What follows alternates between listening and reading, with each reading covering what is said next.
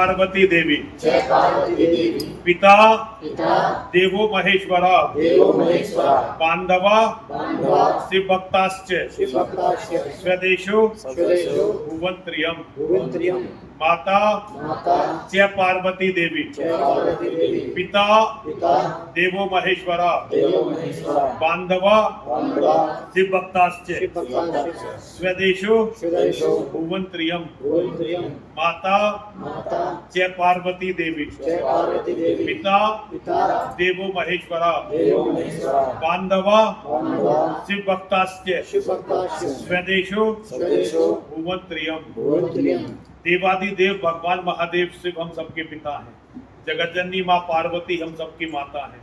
दुनिया में हम जितने भी शिव भक्त हैं सब एक दूसरे के बंधु बांधव हैं और दुनिया के तीनों ही लोग हमारा अपना घर है। आइए कथा की ओर चलने से पहले भगवान गणपति मत चित्त सर्व दुर्गाणी मत प्रसादात तरिष्यसि। अपने मस्तिष्क को मुझ में लगा तो मेरी कृपा के कारण तू सारी बाधाओं को दूर कर लेगा, सारी बाधाओं से पार कर लेगा। योगेश्वर कहते हैं यह है 18वें अध्याय का 58वां श्लोक है। जब उन्होंने अर्जुन को सारी गीता सुना दी और उन्हें लगा कि अर्जुन संशय में है, तब उन्होंने अर्जुन से कहा मत चित्त सर्व दुर्गाणी मत प्रसादात तरिष्यसि। यदि अपने मन को, अपने चित्त को, अपने मस्तिष्क को मुझ में लगा देगा, मेरी बात सुनेगा, तो मेरी कृपा से तू सारी बाधाओं को पार कर जाएगा। यह श्लोक का पहला भाग है। ये उन्होंने अर्जुन को बड़े आराम से समझाया। अब इसका दूसरा भाग, अथ चेतत्वम अहंकारान अथ चेतत्वम अहंकारान न श्रोष्यसि विनक्ष्यसि। यदि झूठे अहंकार के वशीभूत होकर कि जी मैं बहुत समझदार हूं और जो मेरे को समझ में आ रहा है यही अच्छा है, अपनी बुद्धि लगाकर अपने झूठे अहंकार के वशीभूत होकर तू यदि मेरी बात को नहीं मानेगा तो अर्जुन तेरा विनाश होगा। इतनी कैड़ी बात अपने परम शिष्य से कहना यह आसान काम नहीं है। ऐसा व्यक्ति जो विश्व के सबसे बड़े महाविनाशकारी युद्ध के मुहाने पर खड़ा हुआ है, जब वो भगवान की मान ही नहीं रहा है और संशय से ग्रस्त है, तब भगवान को उसे यह भी बताना पड़ा कि अर्जुन यदि तूने मेरी बात को आओ अरुण भाई आ जाओ। मैं क्षमा चाहता हूं, मैंने थोड़ा जल्दी शुरू कर दिया। ये इंतजार करना था आपका, मैं बहुत क्षमा चाहता हूं। आ जाओ।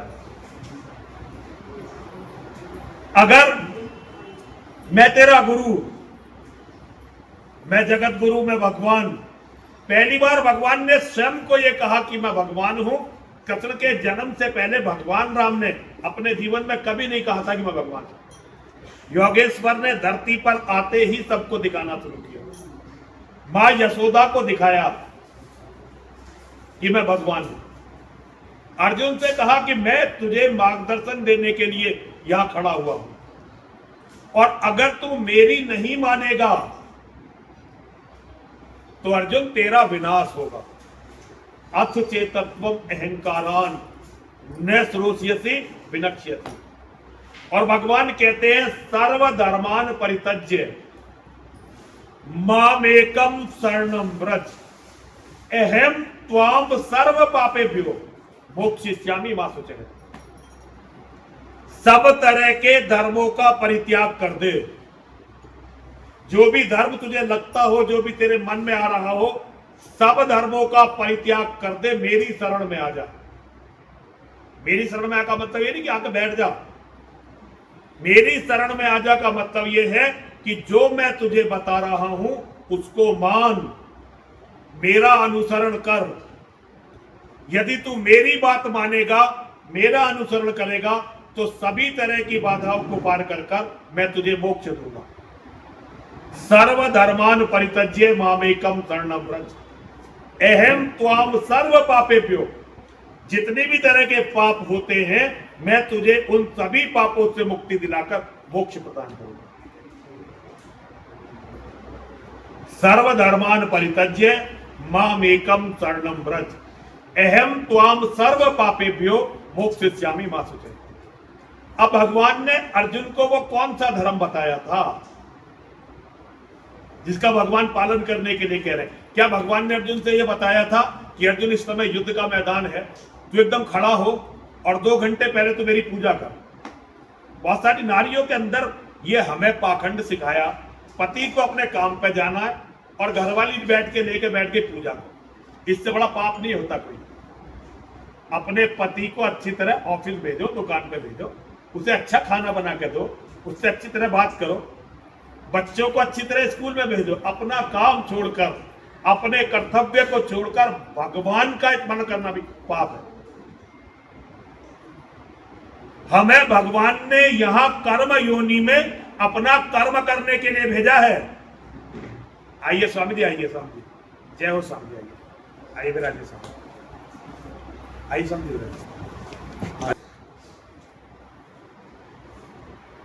जब तक हम संसार में हैं, जिस दिन हमें संसार छोड़ना है, हम संसार को छोड़कर वनों में चले जाएं, हिमालय पर्वत पर चले जाएं, चले जाओ भाई, ठीक है। लेकिन अगर आप संसार में हैं और संसार का अन्न खा रहे हैं तो कोई भी व्यक्ति धर्म के कर्तव्यों से बच नहीं सकता। और जो धर्म के कर्तव्यों से बचने का प्रयास करता है वो कृष्ण का द्रोही है। और जो कृष्ण का द्रोही है वो मुक्ति के बारे में, स्वर्ग के बारे में भूल जाए। दुनिया में कोई भी कृष्ण से बड़ा नहीं हो सकता। जिन्होंने मानव के रूप में जन्म लिया है, कोई भी कृष्ण से बड़ा नहीं हो सकता। अब सब हिंदुओं ने एक गुरु बना रखा है। अब गुरु नई नई बातें रोज सिखाते हैं। आप में से किसी का भी गुरु योगेश्वर से बड़ा नहीं है। आप में से किसी का भी गुरु, और आप में से कोई भी अर्जुन से बड़ा नहीं है। दुनिया के सबसे योग्यतम गुरु योगेश्वर श्री कृष्ण है और उनका सबसे योग्य शिष्य वो अर्जुन है। ये गुरु शिष्य की जो सबसे बड़ी जोड़ी है उसका वार्तालाप है। और ये वार्तालाप, इस ज्ञान की जरूरत अर्जुन को कतई नहीं है। ये ज्ञान हमें और आपको धर्म समझाने के लिए दिया। और धर्म के छोटे छोटे सूत्र हैं, धर्म के छोटे छोटे सूत्र हैं जो हमें दिए गए हैं। हमारे धर्म का सूत्र गीता में है, यान्ति देवव्रता देवान, यान्ति देवव्रता देवान, पितृ यान्ति पितृव्रता, भूतानि यान्ति भूतेज्या, यान्ति मध्याजिनो अपि मां। ये हमारी सारी दुर्गति का कारण, हमारे सारे पतन का कारण, हमारे सारे पराजय का कारण हमारा कृष्ण से हटना है, हमारा महादेव से हटना है, हमारा अपनी मां से हटना है। कृष्ण कहते हैं जो देवताओं की पूजा करेंगे वो अपनी मृत्यु के बाद देवताओं को प्राप्त होंगे। जो पितरों की पूजा करेंगे वो पितरों की गति को प्राप्त होंगे। और भूतानि यान्ति भूतेज्या, जो भूतों की पूजा करेंगे वो भूतों की गति को प्राप्त होंगे, वो भूत ही बनेंगे और उल्टे लटकेंगे पेड़ों पर। कभी उन्हें ना मोक्ष मिलेगा ना स्वर्ग मिलेगा। यहां तक कि बहुत सारे लोग ये सोचते हैं कि जी नरक में चले जाएंगे। नरक का मिलना भी इस युग में आसान नहीं है। नरक में जाकर तो पाप कट जाते हैं और फिर आत्मा पवित्र होकर दोबारा पुनर्जन्म के लिए आ जाती है। स्वर्ग, नरक और मोक्ष, इनसे भी अलग एक योनि है जो धर्म के द्रोहियों की योनि है, जो धर्म के गद्दारों की योनि है, जो लोग धर्म के साथ विश्वासघात करते हैं उनकी योनि है। और जो धर्म के मामले में अकर्मण्य रहते हैं उनकी योनि है। और वो योनि कौन सी है? वो योनि वो है कि ना आदमी स्वर्ग जाता है, ना आत्मा नरक जाती है, भूमंडल में भटकती रहती है। फिर वो आत्मा अनंत काल तक भूमंडल में भटकती है, कभी भी उसकी मुक्ति।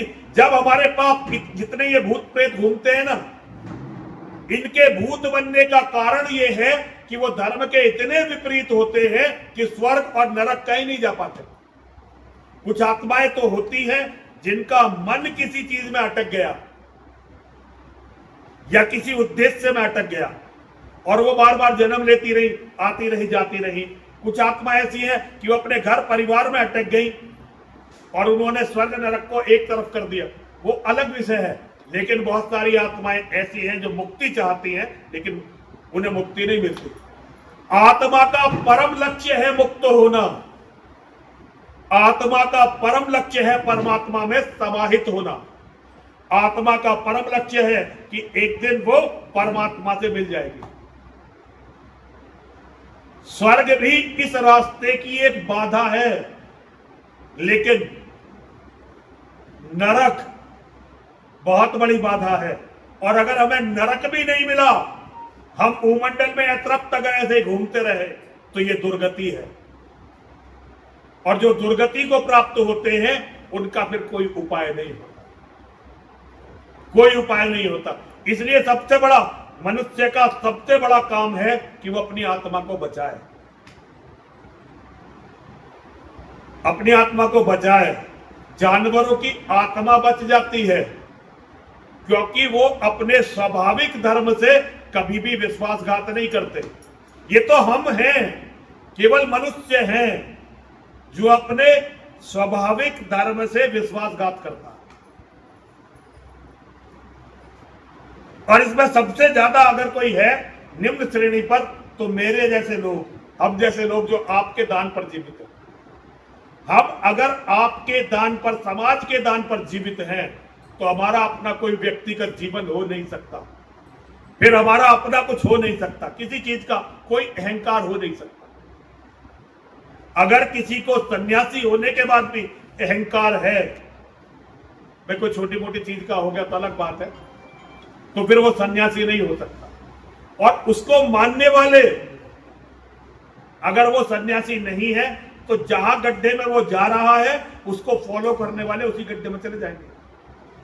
जैसा गुरु वैसा चेला, और सारे नरक में ठेलम ठेला। आपका स्वास्थ्य कैसा सुन?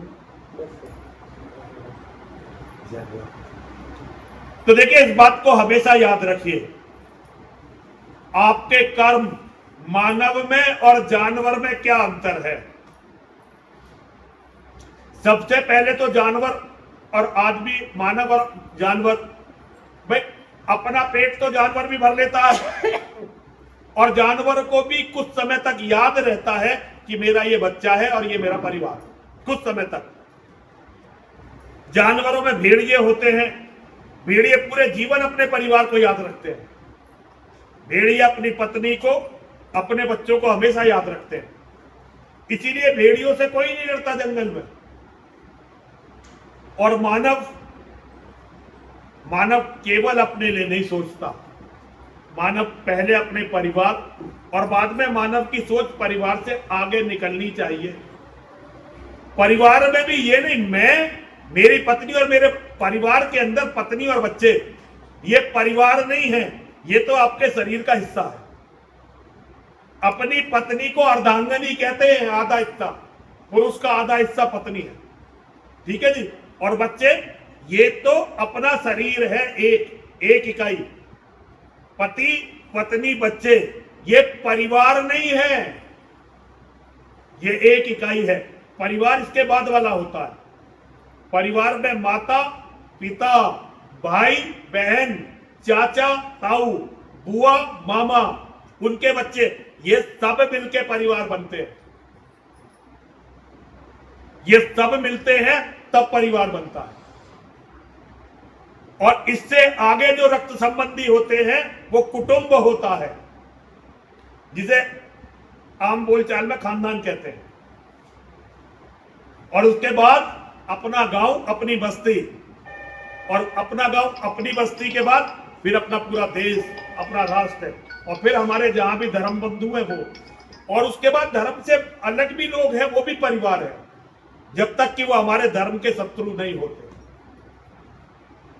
ये हमारे धर्म के सूत्र हैं, हमें इन सूत्रों को मानना ही पड़ेगा।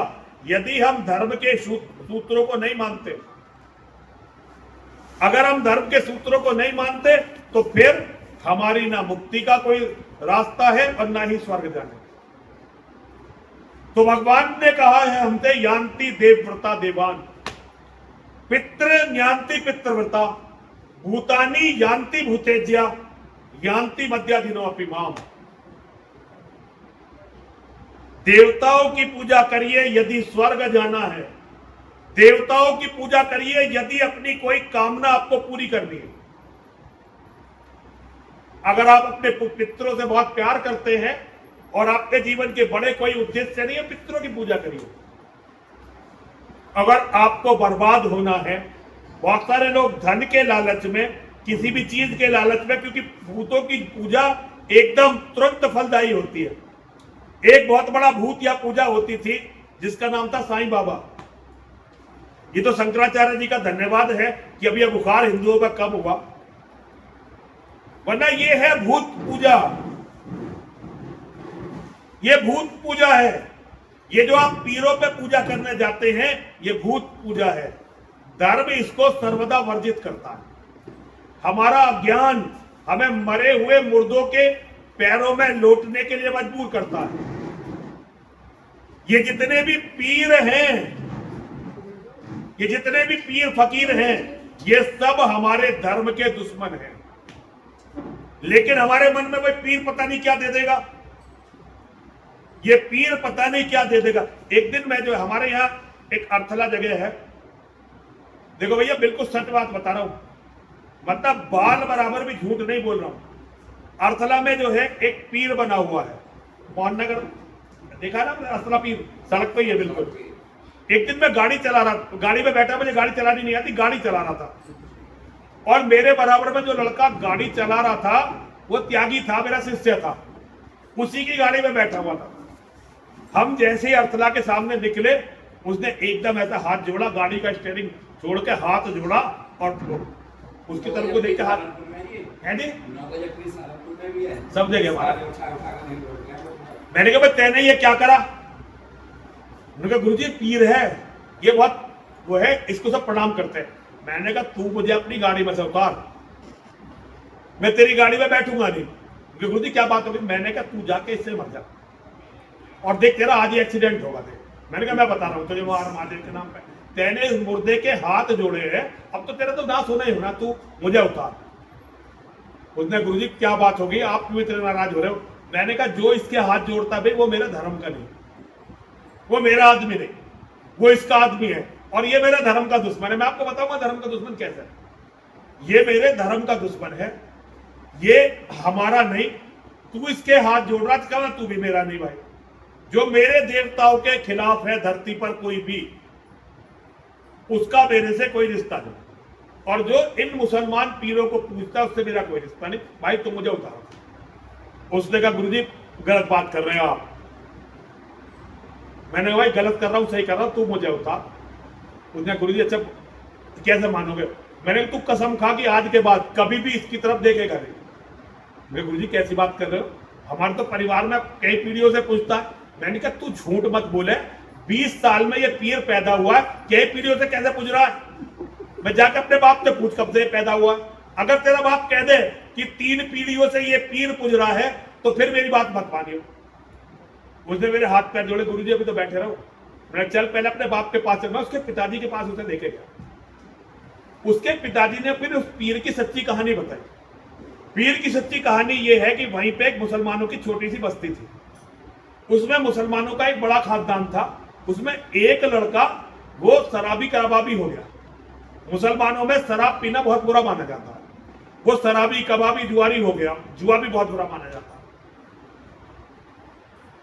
है। स्थिति ऐसी हुई, एक दिन उसने शराब पी के अपने छोटे भाई की बेटी से गलत काम कर दिया जबरदस्ती, उसके परिवार वालों ने उसकी हत्या कर दी, सगे भाइयों और भतीजों ने हत्या कर दी।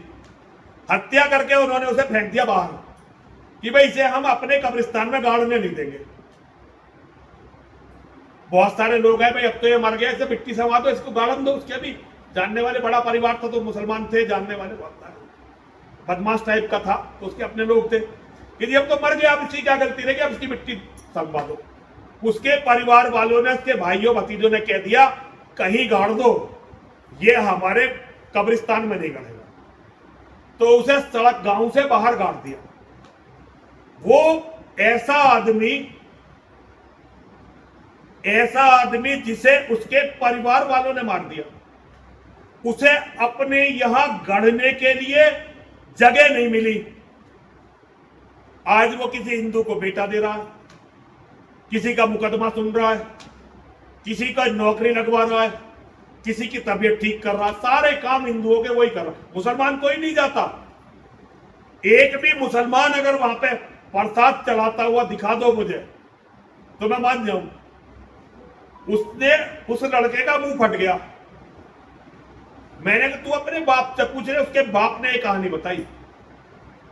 पुराने लोगों को सबको पता है, लेकिन लोग सोचते भाई पता नहीं मुर्दा ये कोई कमाल का वास्ता में हो सके पहुंचा हुआ हो, कोई कमाल ही करता हो। अपने देवी देवताओं पे भरोसा नहीं है, भरोसा भी किस पे है? ऐसी दुष्ट शक्तियों पे। अब आप ऐसी दुष्ट शक्तियों पे भरोसा करोगे, परिवार का कल्याण कैसे हो जाएगा?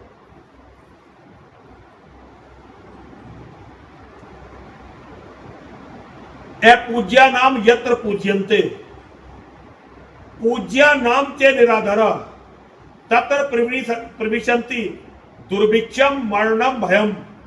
जहां उनकी पूजा होती है जिनकी पूजा नहीं होनी चाहिए, और जो पूजा के लायक हैं उनका निरादर होता हो, जो पूजा के लायक है उनका निरादर होता हो, तो ऐसी जगह में तीन चीज जरूर रहती है, दुर्भिक्षम मरणम भयम। वहां अकाल, मृत्यु और भय, तीन चीज वहां जरूर रहेगी।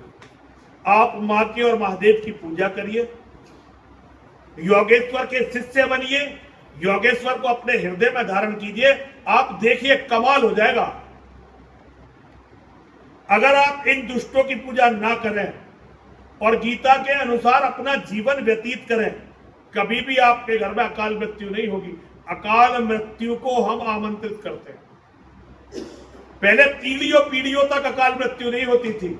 मृत्यु कैसे होती थी? ऐसे होती थी, घर में बच्चे हुए, 15-16 बच्चे पैदा हुए, 1-2-4 मर गए, 2-4 बच गए, ऐसे होता था। लेकिन ऐसे बहुत कम होता था कि परिवारों में जवान मौत होती हो, बहुत कम होता था।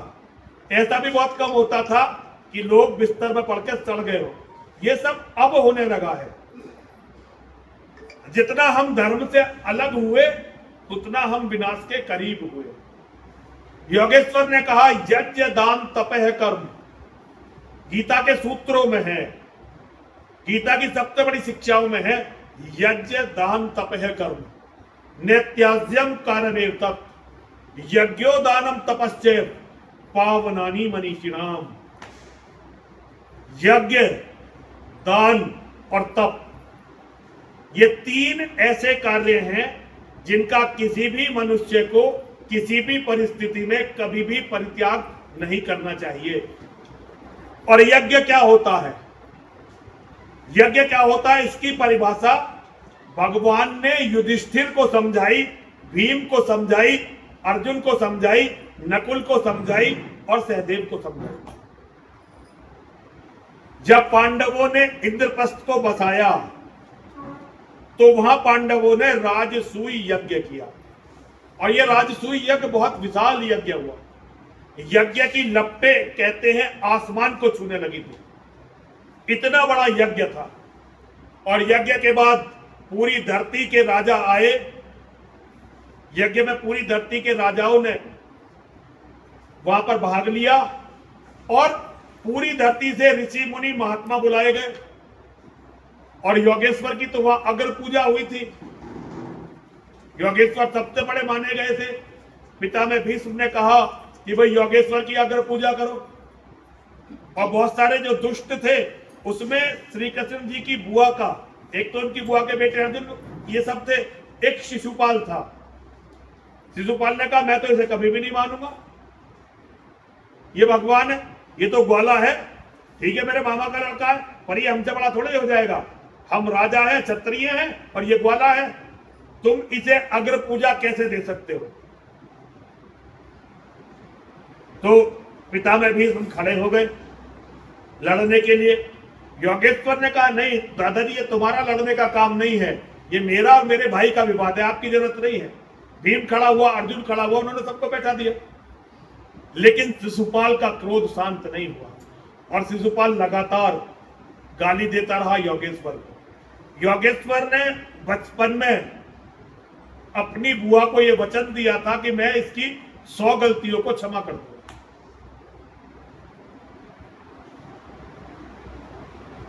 तो उन्होंने वहां कहा कि भाई ये मेरा भाई है, आप इसकी बात भूल जाइए। वो लगातार गाली देता रहा। जब 90 गाली हो गई तो योगेश्वर ने कहा शिशुपाल तेरे 90 गाली दे दी है, मैं तेरे 100 अपराध क्षमा करूंगा, 10 और कर सकता अभी तो। उसने कहा ग्वाली तेरी ये हिम्मत, तू मुझे क्षमा करेगा? और गाली देता रहा। 100 गाली पूरी होते ही योगेश्वर ने उसका शीश काट दिया। अपराध क्षमा करने का, भाई के अपराध क्षमा करने की भी एक सीमा है। एक सीमा के बाद जो सहनशीलता है उसे कायरता कहते हैं।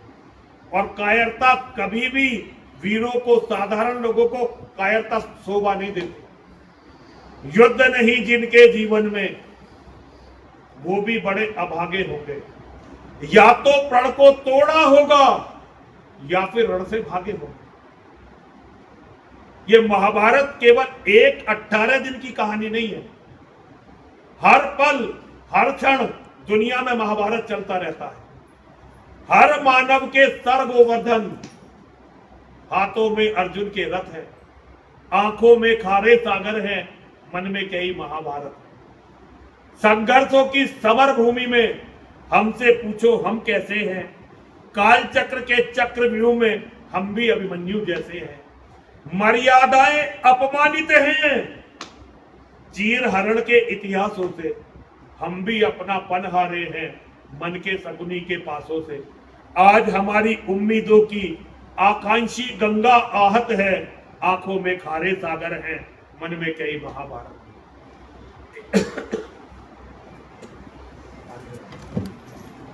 एक रण में अर्जुन कर्ण लड़े हैं, हम भी अपने पाप छिपाए कुंती जैसे मौन खड़े हैं। वक्त करेगा निर्णय, कौन सही है कौन गलत है, आंखों में खारे सागर हैं, मन में कई महाभारत है, मन में कई महाभारत। तो ये महाभारत केवल 18 दिन की कहानी नहीं है। हर जगह महाभारत है, हर क्षण महाभारत है, हर पल महाभारत है। यहां तक कि आदमी का अपना मस्तिष्क में भी महाभारत का कुरुक्षेत्र है। हम में से प्रत्येक व्यक्ति के अंदर एक दुर्योधन रहता है और हम में से प्रत्येक व्यक्ति के अंदर एक युधिष्ठिर रहता है। हम में से प्रत्येक व्यक्ति के मन में अर्जुन रहता है और योगेश्वर श्री कृष्ण रहते हैं। अब ये बात है कि हम इनमें से किसकी बात मानते हैं। हमारे मन की अंतरात्मा, हमारे अंदर की अंतरात्मा जब हम कुछ भी गलत करते हैं तो हमें बताती है कि हमने ये गलत किया।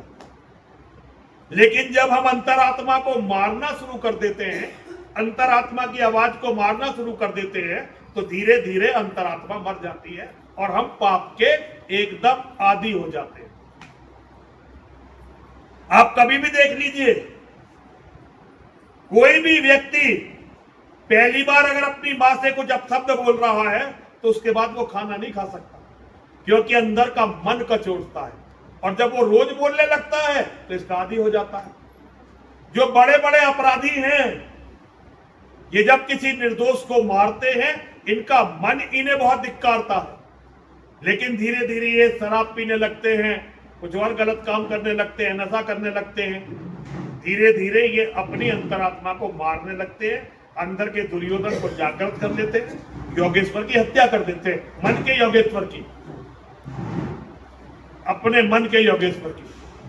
तो आप अपने मन की सात्विक शक्तियों को जगा कर रखिए। और एक बात देखिए, हमेशा ध्यान रखिए, धर्म और अधर्म का यदि संघर्ष हो,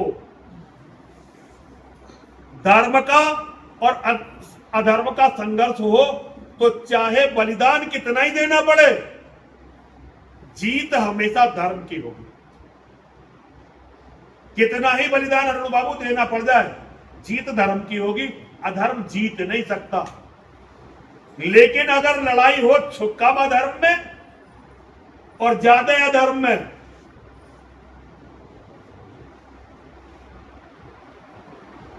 दो बात है ना भाई, मैं तो कम अधर्मी हूं, मैं इतना अधर्म नहीं करता जितना वो वाला करता है, तो जीत किसकी होगी? फिर जीत उसकी होगी जो ज्यादा अधर्मी है। क्योंकि पूरी दुनिया दो शक्तियों में बटी हुई है, एक आसुरी शक्ति और दैवीय शक्ति। अगर आपके साथ देवताओं की शक्ति है तो धरती की कोई ताकत आपको पराजित नहीं कर सकती। लेकिन यदि आपने दैवीय शक्तियों का साथ छोड़ दिया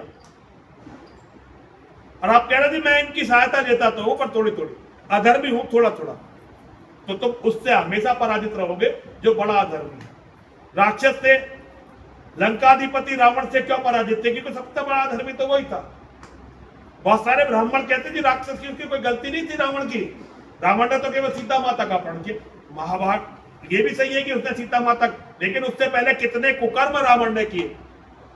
राक्षसों ने ऋषि मुनि ब्राह्मणों की को खा खा के उनकी हड्डियों के पहाड़ लगा दिए थे, मानव को खाते थे। राक्षस मानव भक्षी थे, केवल कोई छोटा मोटा पाप नहीं था।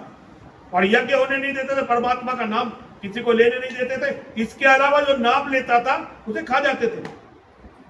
मानव भक्षण कोई आज की समस्या नहीं है, ये बहुत पुरानी समस्या है। अधर्म हमेशा से रहा है। तो जो छोटे राक्षस होते हैं वो बड़े राक्षसों के अधीन हो जाते हैं। आप अगर ये कह रहे हो कि मैं निष्ठावान हूं तो भगवान मदद करेंगे। आप कह रहे हो मैं थोड़ा थोड़ा कर लेता हूं, कभी कभी थोड़ा थोड़ा गए। यहां दो चीज नहीं होती, धर्म और अधर्म का कभी समझौता नहीं होता। या तो आप धर्म पर हो या फिर आप अधर्म की तरफ चल दिए हो, या बीच का रास्ता नहीं है। योगेश्वर का एक घोष है जिसकी अक्सर जिक्र होता है। वो जो घोष है, भगवान ने कहा कि भाई मैं हर युग में आऊंगा। यदा यदा ही धर्मस्य ग्लानिर्भवति भारत अभ्युत्थानम धर्मस्य तदात्मानं सृजाम्यहम् परित्राणाय साधूनां विनाशाय च दुष्कृतां धर्म संस्थापना अर्थाय संभवामि युगे युगे। जब जब भी धर्म की हानि होगी और अधर्म बढ़ जाएगा तब तब मैं आऊंगा। और आकर करें क्या करेंगे? परित्राणाय साधूनाम, जो साधु हैं सज्जन शक्ति को बचाने के लिए आऊंगा। पहली शर्त, किसको बचाने के लिए आएंगे? सज्जन शक्ति को बचाने के लिए आएंगे। और करेंगे क्या? परित्राणाय साधूनाम, पहला काम। विनाशाय च दुष्कृताम, दुष्टों का विनाश कर देंगे।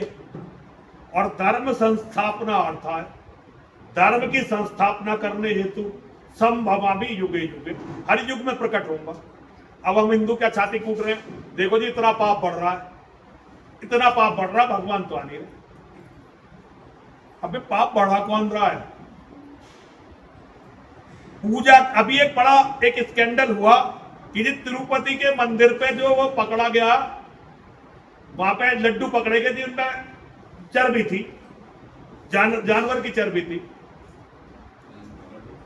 है नहीं? नहीं भाई वही बता रहा हूं। और लोगों ने छाती कूटनी शुरू कर दी। वो क्या था?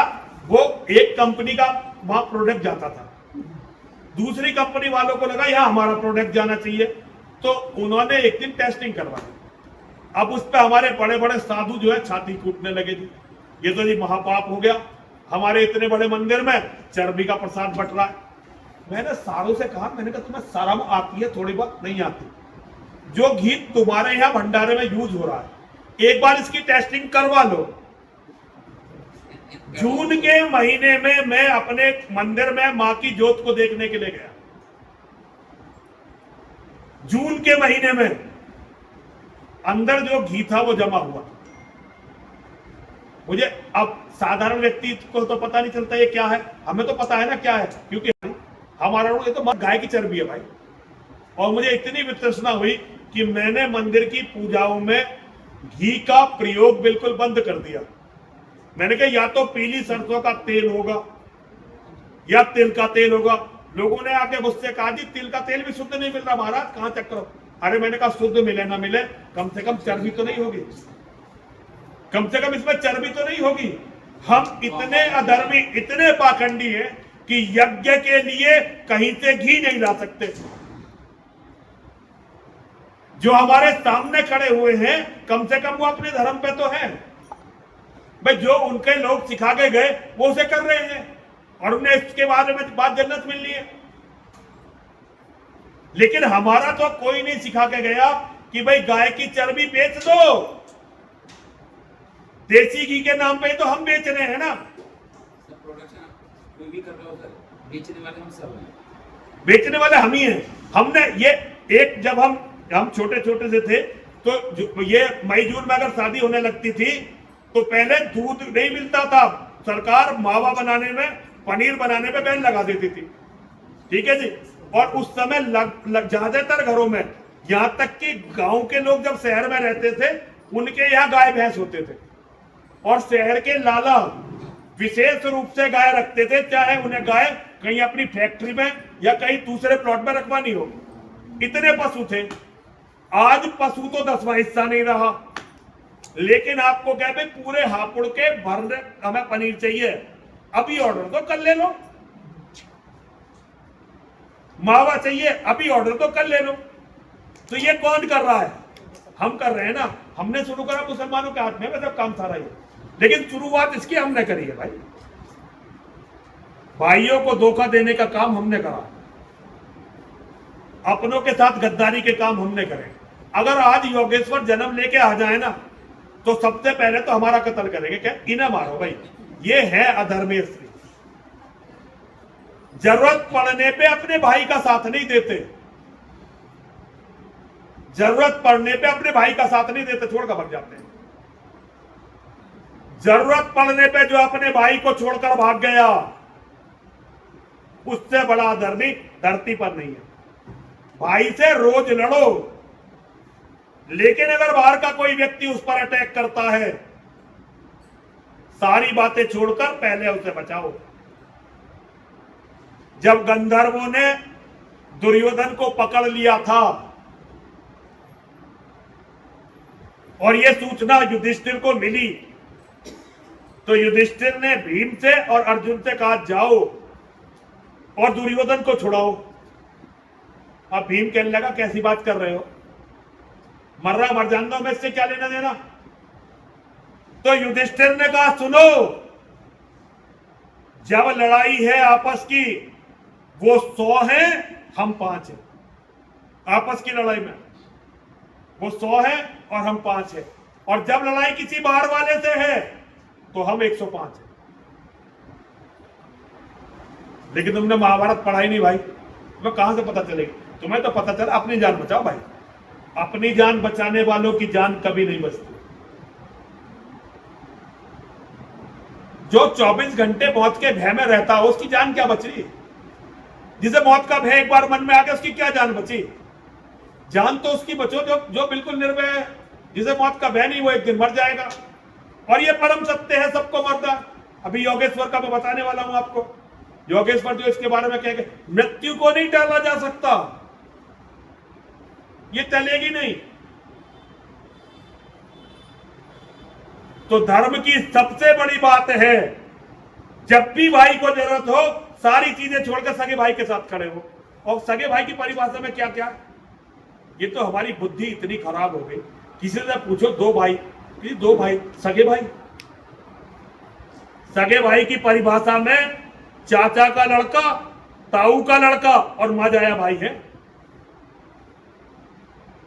सहोदर भ्राता जिसे कहते हैं, चाचा का लड़का, ताऊ का लड़का, माजाया भाई। और पहले तो मां 3-4 होती थी। भरत राम का आज की परिभाषाओं में पूछो, कोई कह देगा कि भरत और लक्ष्मण राम के भाई थे? अजीब, तो सौतेले थे। भाई सौतेले नहीं होते, भाई चाचा के बेटे नहीं होते, भाई ताऊ के बेटे नहीं होते, एक खून होता है। जब अपने परिवार को जरूरत है, जीवन की पहली इकाई अपने बाद परिवार है। जो अपने परिवार के साथ खड़ा हुआ है वो धर्मात्मा होने की सीढ़ी पर है। पूरा धर्मात्मा नहीं हुआ है, लेकिन वो धर्मात्मा होने की सीढ़ी पर है। तुम कहते हो जी मैं बहुत अच्छा हूं, बड़ा धर्मात्मा हूं, किसी को जरूरत पड़ी थी मैं काम कुछ नहीं आया। एक बार एक बुढ़िया थी, उसका बेटा था जवान, 17, 18, 19 साल का। अब वो पता नहीं कैसे मर गया। अब बुढ़िया रो रही थी, अरे मेरा तो किसी ने हुआ भी नहीं जाना। और ये मैं बिल्कुल सही बता रहा हूं आपको, और ये सबको बता रहा हूं। अपने बच्चों को मिट्टी का लोधा मत बनाओ, अपने बच्चों को इस लायक बनाओ कि समय आने पर वो अपने परिवार को, अपने रास्ते को, अपने धर्म को बल दे सके। मनुष्य जो अर्जित करता है, इस पर केवल मनुष्य का अधिकार नहीं है, इस पे केवल मनुष्य का अधिकार नहीं है, इस पे उसके पूरे परिवार का अधिकार है।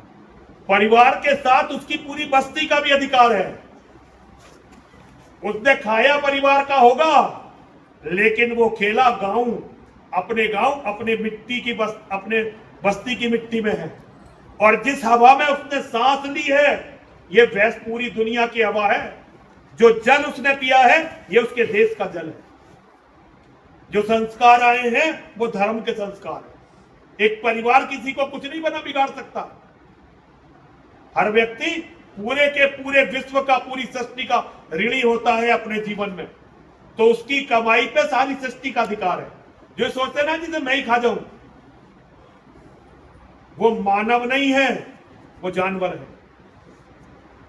आपने जो धन अर्जित किया, अगर समय पे आपके परिवार के काम नहीं आया, तो आपके उस धर्म का, उस धन का कोई फायदा नहीं। और अगर इस सिद्धांत पर चलो, कभी किसी को कभी नहीं हो।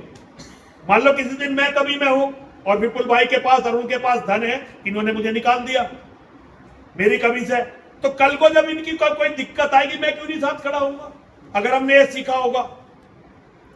और मैं आपको अपने जीवन के अनुभव से बताता हूं, यहां हम इंतजार करते हैं कि कोई मिट्टी में धंसे, फिर उसे निकालता कोई नहीं है। लोग कोशिश करते हैं हम इसे मिट्टी में दबा दो। किसी में बाहुबल होता है तो निकल जाता है, लेकिन परिवार तक हाथ खींच लेता है। मैं आपसे बताना चाहता हूं, जब अपना कोई व्यक्ति मुसीबत में हो, जब उसके साथ खड़े हो जाओ। रोज जरूरी नहीं है, जरूरी नहीं है कि रोज उसे डिस्टर्ब भी करो। हमारा जहां रहकर आए, वहां अगर किसी का परिवार का व्यक्ति अस्पताल में चला गया, तो उसके सब रिश्तेदार एक बार मिलने जाते हैं, और एक बार मिलने जाते हैं, लिफाफा लेके जाते हैं, अपनी अपनी हैसियत के अनुसार जाके देते हैं।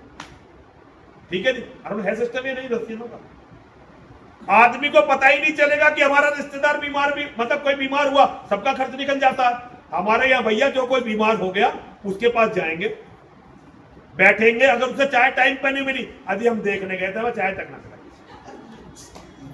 ठीक है जी, और पूछ के मार देंगे, अजी कैसे हुआ, अजी क्या हुआ। अब भैया ऐसा सो जाते, इसे थोड़ी देर भूल लेते कि ये बीमार है। हम यहाँ पे भारत से ज्यादा गिरा हुआ, हम जब यहाँ पे थे ना, हमें लोग बताओ, हाजी हमारी संस्कृति, हमारा धर्म है। यहाँ पे ये कहा जाता है कि हम सर्वश्रेष्ठ धर्म का, सनातन धर्म मानने वाले, सबसे धर्म। और यहाँ ये है कि अगर भाई मर जाए, सगा भाई गवाही नहीं देता, किसने मार दिया। जहां हम रहकर आए हैं, वहां चाचा ताऊ के, मामा बुआ के लड़के बचपन में खेलते, फिर मिलते नहीं। किसी की नौकरी कहीं है, किसी की नौकरी कहीं है, लेकिन उनके यहां अगर किसी का कत्ल कर दिया, तो फिर उसके जितने चाचा ताऊ मामा फुआ वो जहां भी हैं वो सारे इकट्ठे होंगे। अब या तो कानून के हिसाब से बदला दिलवाएंगे या खुद मार देंगे। है और ये नियम नहीं है। इसे कहते हैं भाइयों का प्यार। हमारे यहाँ भाइयों का प्यार क्या है? बस ये है कि भैया भैया बीमार हो गया, एक बार देखे आए, कोई बात हो गई एक बार देखे मिल जाए। भाइयों का प्यार ये नहीं होता। जब भाई को जरूरत हो उसके साथ खड़े हो जाओ और कभी भी अपने भाई का मजाक मत उड़ाओ। भाई का मजाक उड़ाने का मतलब अपना मजाक उड़ाना है। आज जो उसके साथ है कल तुम्हारे साथ होगा। आज तुम उसके साथ नहीं हो, कल भगवान तुम्हारे साथ नहीं होगा। आज अपने भाई के साथ खड़े हो जाओ, कल भाई तुम्हारे साथ नहीं खड़ा होगा तो भगवान तुम्हारे साथ खड़े होंगे। अच्छे कार्य किसी के लिए नहीं किए जाते, अच्छे कार्य परमात्मा के लिए किए जाते हैं। बहुत सारे लोग मुझसे कहते हैं, और खासकर जैसे अरुण जी जैसे ऐसे लोग कहते हैं, अरे तुम्हारी जब कोई मानता नहीं तुम क्यों कहते हो? अरे नहीं मानता, इसकी अपनी मर्जी है भाई, नहीं मानता, तैने नहीं कहा मान लिया हमारी बात। मैं इसलिए कहता हूं, मुझे मेरे महादेव ने कहा, जब मैंने मुसलमानों का सच बोलना शुरू किया था लोगों ने मुझे लिटरली पागल घोषित किया था। आज मैं जो यहां बोल के अगर मैं उसे कहीं डाल दूं इंटरनेट पे तो अमेरिका में मेरे बोले हुए पे रिसर्च होती है कि जी इस आदमी ने इस टाइम इस्लाम के बारे में ये बोला, इसे बताओ। आज जितना यहूदी और ईसाई मुझे सपोर्ट करते हैं, हिंदू 100 जन्म में भी नहीं कर सकते। अगर मैं यहां इतना दहाड़ रहा हूं तो इसके पीछे एक तो महादेव मेरे योगेश्वर, लेकिन उन्होंने दुनिया में भी कुछ दोस्त दिए हैं मुझे जिनकी वजह से मैं इतना निर्भय घूम रहा हूं। और मैंने ये सोचा नहीं था कि कोई साथ देगा, परमात्मा ने अपने आप रास्ते निकाले। तो ये मैं अपने भाइयों के लिए कर रहा हूं। आपसे यही कहना चाहता हूं, परिवार से बड़ा कोई धर्म नहीं है। सगा भाई, सगी बहन, चाचा का लड़का, ताऊ का लड़का, मामा का लड़का, बुआ का लड़का, ये सब परिवार है भाई। इससे पहले तो इसको देखो, आपको दान करना है। मंदिरों की मूर्तियों में धर्म नहीं है, धर्म आपके कर। मैं तो खुद भैया मंदिर का पुजारी हूं और आपके दान पे जिंदा हूं, लेकिन मुझे अच्छी तरह से पता है कि आपके परिवार में कोई बीमार है और आप दान देने की स्थिति में हो तो पहले उससे जाके पूछो, भैया दवा का खर्चा है, ऑपरेशन का खर्चा है, कोई दिक्कत तो नहीं है? मंदिरों में दान उसके बाद देना। भगवान को तुम्हारे दान की जरूरत नहीं है, दान को मना नहीं कर रहा हूं मैं, सारी धर्म की व्यवस्था दान से चलती है। लेकिन जो अपने खून के रिश्ते हैं, आपकी हर चीज के अधिकारी वो हैं। आप अगर बड़े लोग हो गए तो जरूरी नहीं कि आपके सारे रिश्तेदार बड़े ही होंगे। देखो कि रिश्तेदारों में कौन कमजोर है और कोशिश करो कि हर वक्त जब भी उसे जरूरत हो, ऐसा नहीं कि उसका वक्त हमेशा ऐसा ही रहेगा। और वक्त भाई किसी का एक जैसा नहीं रहता, बड़े हमेशा बड़े नहीं रहते और छोटे हमेशा छोटे नहीं रहते। लेकिन जब ये हम आदत डाल देंगे, धर्म की परिपाटी जो पहले थी हमारे धर्म में, भाई जब महाभारत का युद्ध हुआ तो युद्ध तो ये पांडवों कौरवों का था, उन्हें निपटा लेना चाहिए था। लेकिन एक एक रिश्तेदार आकर खड़ा हुआ। जो दुर्योधन के मित्र और रिश्तेदार थे वो दुर्योधन के पक्ष में आके खड़े हुए, जो पांडवों के मित्र और रिश्तेदार थे वो उनके पक्ष में आके खड़े हुए। और ये हमने अपने जीवन में भी देखा था। हमने अपने बचपन था, हमारे पिताजी को जरूरत होती थी, सारे रिश्तेदार आते थे। आज जिस पे मुसीबत खड़े होती है अकेले खड़े रहते हैं, क्योंकि ना तो हम किसी के काम आए और ना ही हमारे कोई काम आ रहा। और हम कहते हैं जी हम बड़े धार्मिक हैं। कैसे धार्मिक है जी? हम मंगल को तो जी मंदिर जाते हैं, हनुमान जी का हनुमान चालीसा का पाठ करते हैं। सोसाइटी में जब भंडारा होता है इसमें जी हम 2000 रुपए की पर्ची कटवाते हैं, कोई 2 की, कोई 11 की, कोई लाख की भी कटवाता। भैया ये धर्म नहीं है, केवल इसे धर्म मत मानो। धर्म बहुत विशाल है। अगर तुम्हें भगवान की कृपा चाहिए तो तुम्हें साधु बनना पड़ेगा, सज्जन बनना पड़ेगा। और साधु का मतलब ये नहीं है कि जो इन कपड़ों को पहन के घूम रहा है वो साधु है। साधु का अर्थ है यहां पर सज्जन। और सज्जन की परिभाषा क्या है? सज्जन देते सुख सदा, और दुर्जन देते त्रास। सज्जन और दुर्जन का अंतर समझिए। सज्जन देते सुख सदा और दुर्जन देते त्रास। आखिर तो देगा वही जो है जिसके पास। सज्जन की परिभाषा तो मैं बाद में बताऊंगा, पहले मैं आपको दुर्जन की बताता हूं। दुर्जन वो नहीं है जो किसी से लूटमार कर रहा है, दुर्जन वो नहीं है जो किसी की हत्या कर रहा है। दुर्जन वो बेटा भी है जब माँ बीमार पड़ी हुई है, पिताजी बीमार पड़े हुए हैं, उन्हें बेटे की जरूरत है और बेटा अगर उन्हें देख नहीं रहा है, उनके मन की पूछ नहीं रहा है, उनके लिए ठीक से काम नहीं कर रहा है, प्रयास नहीं कर रहा, वो भी दुर्जन है भाई। और अपने जी बड़ा दुर्जन है जो अपने परिवार का हिस्सा मार रहा है, अपने भाई की संपत्ति में बेईमानी कर रहा है, अपने भाई को दबाने का प्रयास कर रहा है, बहुत बड़ा दुर्जन है भाई। केवल ये नहीं जो डकैती डा, वो तो है ही दुर्जन, लेकिन जो दुख दे रहे हैं, जो त्रास दे रहे हैं अपनी पत्नी को, अपनी बच्चों को। बहुत सारी पत्नियां अपने पतियों को रात दिन त्रास देती हैं, ये सब दुर्जन है भाई। तुम बिना मतलब किसी को परेशान नहीं कर सकते। तू बड़ा हंस रहा है, तेरा दुख भी अपनी जगह ठीक है भाई। एक बार जो है, एक गुरुजी थे कोई हमारी तरह के पाखंडी, उनके पास जो है एक आदमी पहुंचा, ये अपनी पत्नी से बहुत परेशान हो और मम्मी से गिलास नहीं करते, इसका कोई इलाज बताओ। तो स्वामी जी ने कहा भाई पत्नियों का अगर इलाज होता तो मैं सन्यासी बनता। और ये सबसे प्यारा रिश्ता है, पति पत्नी का सबसे प्यारा रिश्ता, ये जन्मों जन्मों का रिश्ता है। सावित्री यमराज को खींच लाई, यमराज से अपने पति के प्राण खींच लाई थी, उसकी चर्चा कल करेंगे, ये कल करेंगे।